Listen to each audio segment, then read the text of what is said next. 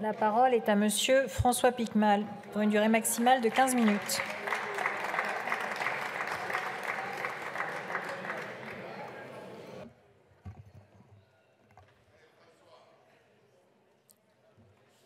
Madame la Présidente, Messieurs les ministres, chers collègues, nous n'accepterons pas que l'on considère comme des coupables ceux qui, dans la nécessité d'éviter la maladie et peut-être la mort, occupent des logements vacants. Ces mots ne sont pas de nous, ils sont d'un ancien collègue qui siégeait ici. Son nom, c'était Henri Grouès, il était plus connu sous le nom de l'abbé Pierre. Ces mots, il les prononça un jour de décembre 1994, rue du Dragon, à Paris, alors qu'il venait soutenir des militants du droit au logement et des familles qui avaient réquisitionné un bâtiment vide de la Cogedim. Ces mots de l'abbé Pierre, il les dit parce qu'il disait alors que leur cause était juste et que quand les institutions ne font rien, il n'y a d'autre choix que de s'abriter là où l'on peut.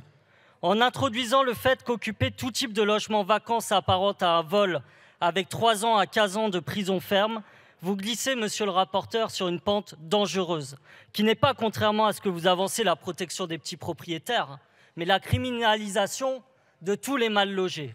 Autrement dit, si votre loi était passée jadis, l'abbé Pierre serait en prison. Pourtant, nous aurions espéré que dans un pays qui compte 4,1 millions de mal logés, 300 000 sans-abri, dont 42 000 enfants SDF, vous nous proposeriez enfin une loi à la hauteur des enjeux de mal logement. Au lieu de quoi, votre priorité est de répondre à la médiatisation constante, c'est dans l'exposé des motifs, d'un épiphénomène. Les affaires de squat ne concernent que 0,005% des logements recensés dans ce pays. 170 affaires par an, c'est autant que le nombre de députés Renaissance. 170 affaires par an, c'est 100 fois moins que les expulsions locatives. Madame Wargon, elle-même, ministre du Logement, a signifié que c'était un problème mineur qui ne méritait pas d'instrumentalisation politique. Madame Causse, ancienne ministre du Logement, dit de votre loi qu'elle va déréguler des années de travail sur la prévention des expulsions. Vous devriez leur prêter une oreille plus attentive qu'aux éditoriaux de CNews. Oui, il est évident ici pour tout le monde qu'il est inacceptable de rentrer chez soi et découvrir des gens qui s'y sont installés. C'est tellement inacceptable que nos anciens ont déjà légiféré sur le sujet, ça a été dit, avec une loi qui sanctionne l'occupation du domicile d'autrui, avec 1 an de prison et 15 000 € d'amende. La loi actuelle prévoit d'ailleurs sans délai l'expulsion des gens occupant le domicile, résidence secondaire ou principale. La notion de domicile est ainsi protégée nettement et ce n'est pas de ce type de squat dont se préoccupe d'ailleurs votre loi. Non, c'est surtout toutes les autres personnes qui sont juridiquement sans droit ni titre et victimes du mal logement qui sont visées. Qui protégez-vous réellement? Pas les petits retraités propriétaires bailleurs, comme vous dites. Sinon, vous auriez proposé la garantie universelle des loyers ou l'augmentation des pensions de retraite. Non, vous protégez les intérêts des multipropriétaires qui détiennent à eux seuls plus de 75% du parc locatif. Cela car avec votre loi, le domicile est désormais dissocié de la notion de lieu de vie. Un gros propriétaire pourra prétendre qu'un logement vide non meublé ou encore des immeubles de bureaux vacants laissés à l'abandon sont son domicile. Bienvenue en Absurdistan. Vous introduisez ici une nouvelle définition du domicile dangereuse, qui casse les codes juridiques admis, mais qui pose aussi une question de rapport au logement global.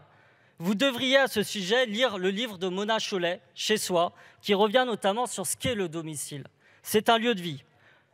Seul ou accompagné, on y est. C'est là où on bâtit une famille, où se font les premiers pas des enfants, où l'on se retrouve autour d'un repas, où l'on se réfugie quand ça ne va pas. C'est un toit au-dessus de sa tête et le parfum des siens. Être chez soi, ce n'est pas un logement laissé vide, sans meubles, sans âme, avec pour seule fonction de servir de bien de spéculation. C'est un lieu où se jouent aussi les rapports de domination entre les hommes et les femmes, qu'il convient de combattre pour viser à une égalité entre les sexes. Le logement est d'ailleurs souvent à la charge de la femme, assignée aux tâches domestiques par les stigmates patriarcaux qui perdurent dans notre société. Beaucoup d'associations de mal logés vous le diront. Quand un problème de logement survient, c'est sur la femme que repose le poids des problèmes. S'en prendre ici aux personnes en difficulté de logement, c'est aussi s'en prendre majoritairement aux femmes. Voici désormais quelques exemples concrets reçus dans nos permanences de gens qui, avec votre loi, vont se retrouver comme squatteurs et même voleurs. Guillaume est étudiant en droit, arrivé dans une grande ville qu'il ne connaît pas. Il a trouvé un logement, une sous-location. Un jour, la personne qui lui sous-loue le logement lui dit que le propriétaire doit récupérer son bien d'ici un mois, congé-vente. Guillaume fait une demande HLM, cherche un logement, mais les prix des loyers, la caution, les feuilles de salaire sur 3 générations qu'on lui demande, Guillaume n'y arrive pas. Il stresse tous les matins de se retrouver à la rue, mais ne peut faire autrement. Selon vous, Guillaume est-il un squatteur? Aurore a 71 ans. Elle est retraitée, mais ne s'en sort pas avec ses 900 € par mois et un loyer qui augmente chaque année. Impayée, procédure d'expulsion, elle est reconnue expulsable. Aurore est-elle une voleuse? Elisabeth et son fils Bruno louent de manière informelle un logement à un marchand de sommeil qui les arnaque. Ils sont prioritaires d'Allo, mais attendent toujours. Sont-ils pour autant des squatteurs? Mes chers collègues, je vous invite à écouter l'orateur ou à minima. Non, je vous invite, s'il vous plaît, à écouter l'orateur. Et si vous souhaitez avoir des échanges, en bilatéral, vous sortez de l'hémicycle et vous allez poursuivre la discussion en dehors de l'hémicycle. Monsieur Piquemal, vous avez la parole. Merci. Chacun des collègues du groupe Renaissance peut venir me voir après plutôt que de m'invectiver à la tribune. Je finis mes exemples. Emmanuel est licencié de son travail. Il doit quitter son logement de fonction, mais il ne sait pas où traverser la rue pour trouver un abri. Emmanuel est-il un voleur? Voilà où vont mener vos exemples absurdes. J'en prends un dernier. 5 novembre 2018, Marseille. Quartier de Noailles, rue d'Aubagne. Les bâtiments du 63 et 65 s'effondrent. Julien, Taher, Chérif, Fabien, Simona, Niassé, Ouloum, Marie-Emmanuel. 8 personnes sont mortes du mal logement. Après la catastrophe, le Haut Comité pour le logement rendra public un rapport. Marseille, de la crise du logement à la crise humanitaire. Il y est constaté que les effondrements rue d'Aubagne ne sont pas le fait divers accidentel, mais résultent d'une continuité de dysfonctionnement des acteurs publics, mairie et État en tête. Des élus, les Républicains, sont épinglés pour la location ou la vente de logements insalubres, car oui, au 65 rue d'Aubagne, des personnes étaient victimes de marchands de sommeil. Avec votre loi, ces personnes auraient été considérées comme des squatteuses et des voleuses. Et nous assisterions à cette situation indigne, où les propriétaires voyous auraient pu se retourner contre leurs victimes pour leur imputer la dégradation de leur immeuble.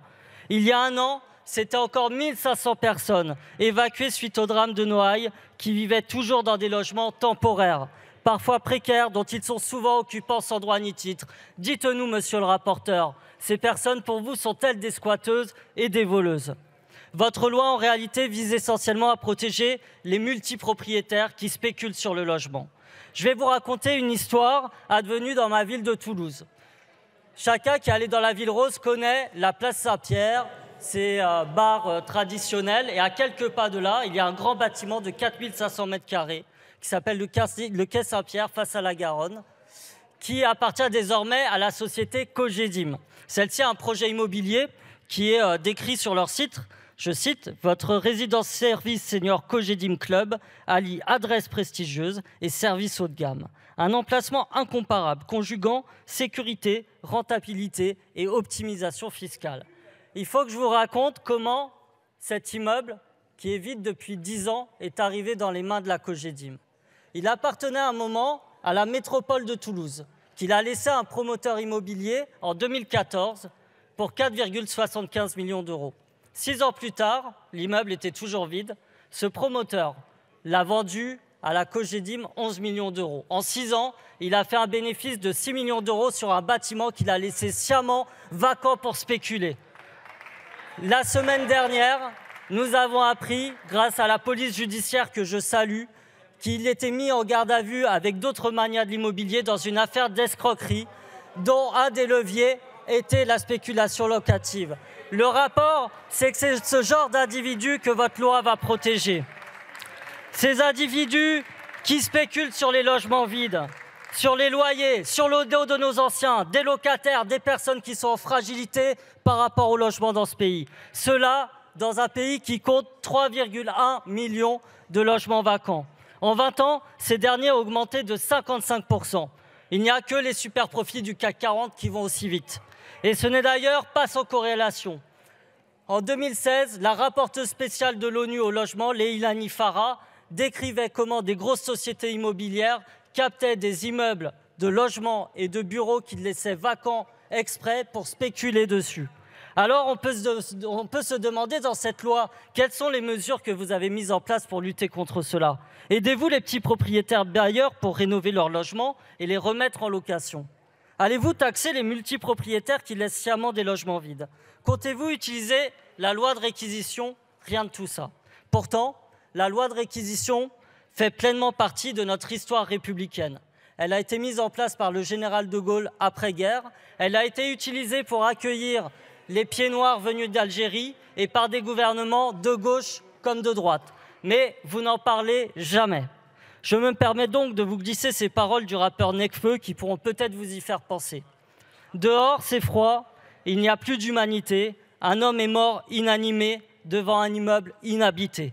Toutes les 5 heures, dans ce pays, une personne meurt à la rue. Pour un sans-abri dans ce pays, il y a 10 logements qui sont vides.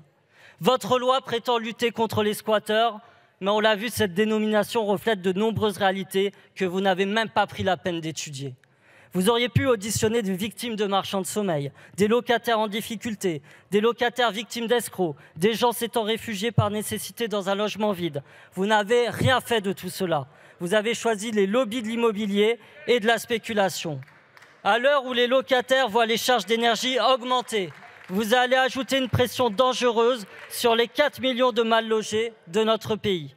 Et c'est là le grand paradoxe. C'est que vous créez avec cette loi les conditions pour que davantage de personnes se retrouvent à la rue. Ce n'est pas moi qui le dis, mais un responsable du Secours catholique. Et soient tentés d'entrer dans un des 3 millions de logements vides de notre pays. Les squats, c'est votre inaction en matière de politique de logement qui en est le terreau. C'est le manque de moyens pour les travailleurs sociaux du 115, dans les places d'hébergement d'urgence, le peu de logements sociaux construits alors que la demande ne cesse d'augmenter, la coupe des APL. Votre loi va y ajouter de l'affaiblissement considérable des dispositifs de prévention des expulsions. Elle constitue une attaque sans précédent à l'encontre des droits et de la protection des locataires. Et on sait que le mal-logement a un coût humain important dans l'accès à l'emploi, à la santé, à la scolarité. Tout cela va peser humainement et économiquement sur l'ensemble de la société. Monsieur le ministre du Logement, c'est à vous que je m'adresse désormais. Nous avons des désaccords, c'est certain. Mais je vous sais, par votre parcours, sensible à la question du mal-logement et de vouloir poursuivre le chemin insuffisant, mais nécessaire, du logement d'abord. Cette loi va pleinement à contresens des intentions de celui-ci. C'est la Fondation Abbé Pierre qui le dit. J'ai cru comprendre par voie de presse que vous partagiez notre avis. Gagnons du temps. Demandons au rapporteur de retirer sa loi parce que nous savons, vous et moi, qu'elle est dangereuse pour des millions de nos concitoyens. Les personnes en difficulté de logement, mais aussi les petits artisans, les petits commerçants, les petites entreprises se trouvant dans des locaux où ils sont sans droit ni titre parce que ça aussi, c'est une réalité. Il existe une autre voie pour améliorer les rapports locatifs, celle consistant à sécuriser aussi bien le locataire que le bailleur. Encadrer à la baisse les loyers, revaloriser les APL, mettre en place une sécurité sociale du logement. Ces dispositions et d'autres pourraient faire l'objet d'une grande loi sur le logement. Nous et nos collègues de la NUPS sommes disponibles pour vous faire de nombreuses propositions. Dans un pays où la crise du logement n'a jamais été aussi importante depuis des décennies, je finirai, Monsieur le ministre, chers collègues, par les mots de celui avec lequel j'ai commencé, l'abbé Pierre, qui, je l'espère, résonneront en vous autant qu'ils résonnent en nous. Gouverner, c'est d'abord loger son peuple. Merci. Merci, Monsieur Pikman.